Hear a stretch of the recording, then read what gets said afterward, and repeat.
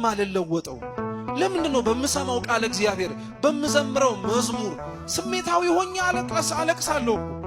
ቃሉ ነዶኝ እኮ ውስጤ ከዚች በኋላችን ነገር አላረግም ብዬ እምላለሁ፣ ገዘታለሁ፣ ደሞ መልሼ እዛው ገኝበታለሁ።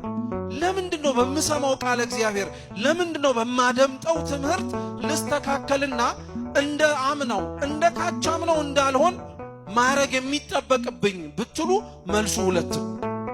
አንደኛው ሰው ለምን በቃል እግዚአብሔር ልለወጥ አልቻልኩም ብሎ ሲጠይቅ ለራሱ መጠየቅ ያለበት መቼ ነው መጨረሻ የቆረብከው ተብሎ። መቼ ነው መጨረሻ የቆረባችሁት?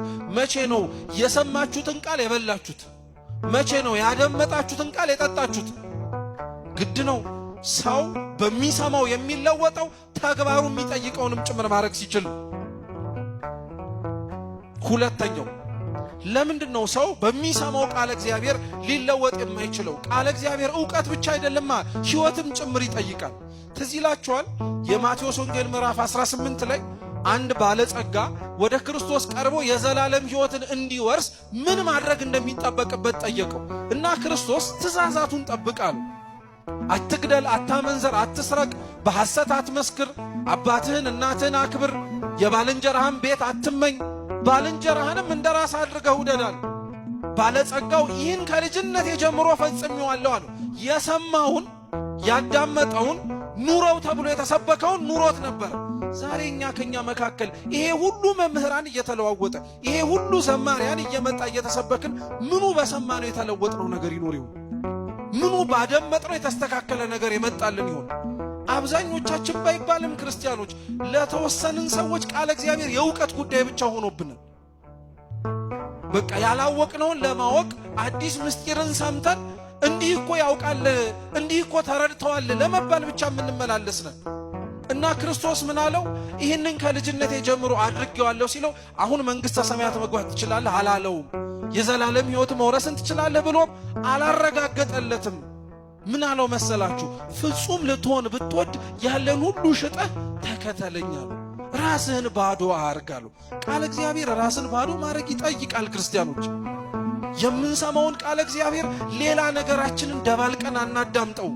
ለኛ እንዲመቸንና እንዲስማማን አድርገን አንተርጉመው። አብዛኞቻችን መለወጥ ያቃተን መስተካከልም በየዓመታቱ የከበደን መስማቱን እንሰማዋለን፣ ማድመጡንም እናደምጠው ይሆናል። ነገር ግን አኗኗራችን ላይ ለኛ የተመቸንን እየመረጥን ለኛ ያልተስማማንን ደግሞ ይሄ ያን ያክል አያስፈልግም እያልን ለኛ የሚጠቅመንን ራሳችንን መከላከያ እያደረግን እኛን ሊያጠቃን የመጣውን ደግሞ በሚያነጻው በቃል እግዚአብሔር መልሰን እየተከላከልን እንደኛ ቃል እግዚአብሔርን ያጣመመው እንደኛ ቃል እግዚአብሔርን ሳይኖረው መጠቃቂያ ያደረገው ሰው አለ። በዚህ ጊዜ ላይ እኮ ሰው ጥቅስ እየጠቀሰ ቅዱሳት መጻሕፍትን እየመዘዘ ሰዎችን አስተምሮ ወደ ቃል እግዚአብሔር ከሚያመጣው ይልቅ የራሱን በደል አምኖ ንስሐ ከሚገባው ይልቅ በደልና ክፋቱን ለመከላከል ሌላውን ደግሞ ለማሸማቀቂያ እኮ ነው የሚጠቀመው። ሁላችንም በምንጠቀማቸው በየማህበራዊ ሚዲያ ስሞቻችን እንትና የድንግል ልጅ፣ እንትና የአርሴማ ልጅ፣ እንትና የኢየሱስ ልጅ እያልን እኛው ራሳችን አይደለ ክብረ ክህነቱን የምናቀለው? እኛው ራሳችን አይደለ ጥቅስ እየጠቀስን አባቶቻችንን፣ ወንድሞቻችንን፣ እህቶቻችንን ክርስቲያን የሆነውን በሙሉ ሰድበን ለሰዳቢ የሰጠነው ማንን? እኛው ራሳችንን። የሰማነው ቃል እግዚአብሔር ልንለወጥበት ያልቻልነው እኛው ራሳችን መጀመሪያ መለወጥም አልፈለግንም፣ ሌላውን ነው መለወጥ የፈለግነው። የእግዚአብሔር ቃል ደግሞ እንዲህ አይሰራም። መጀመሪያ ራስ ነው መስተካከል ያለበት።